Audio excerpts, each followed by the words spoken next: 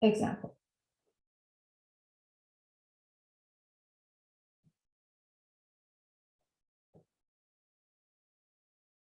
Now suppose I give you u equals to x to the fourth times y plus y squared z to the third.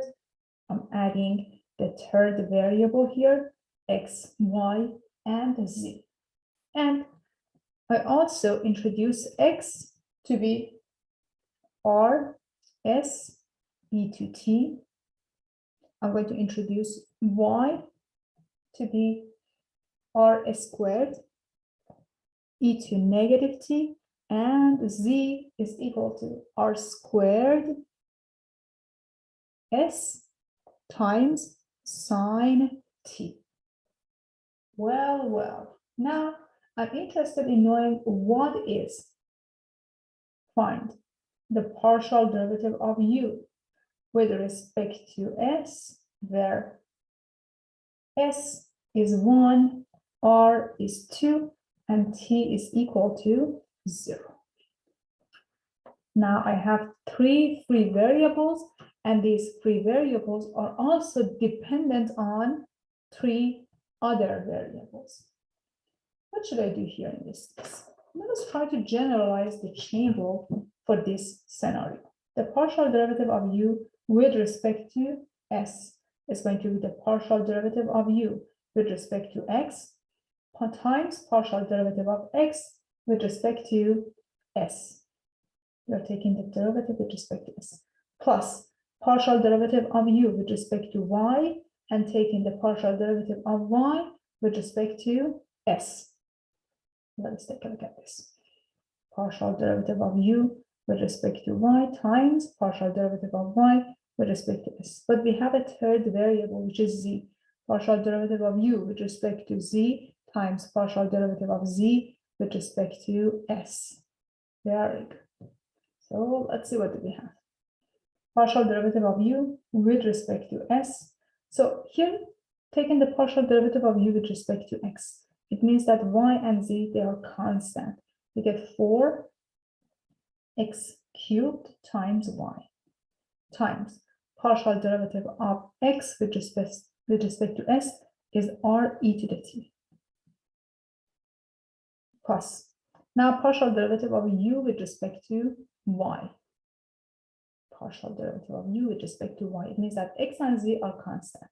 We get x to the fourth plus 2y z to the third times partial derivative of y with respect to s, which is 2rs e to power negative t, plus partial derivative of u with respect to z. Okay, it means that x and y are constant. This is going to be 0. We get 3y squared z squared times partial derivative of z with respect to s. We have r squared sine t. There you go. So note that my s is 1, r is 2, and t is 0. Let's try to see if we can simplify and we can find the values for x, y, and z. So in that case, my x is going to be 2 e to power 0, where x is 2.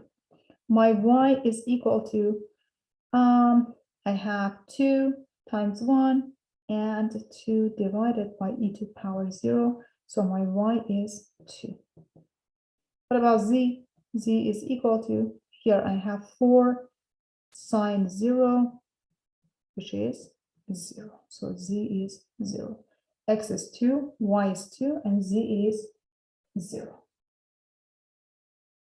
So partial derivative of u with respect to s is going to be, I have 4, I have 2 to power 3 times 2, and r, which is 2, e to power 0, plus 2 to power 4 plus 2 times 2, and z is just 0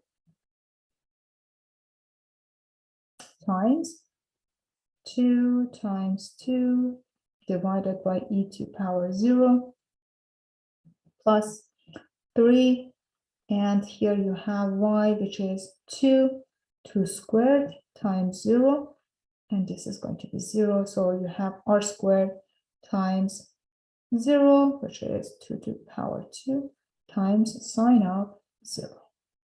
So this is going to be 0.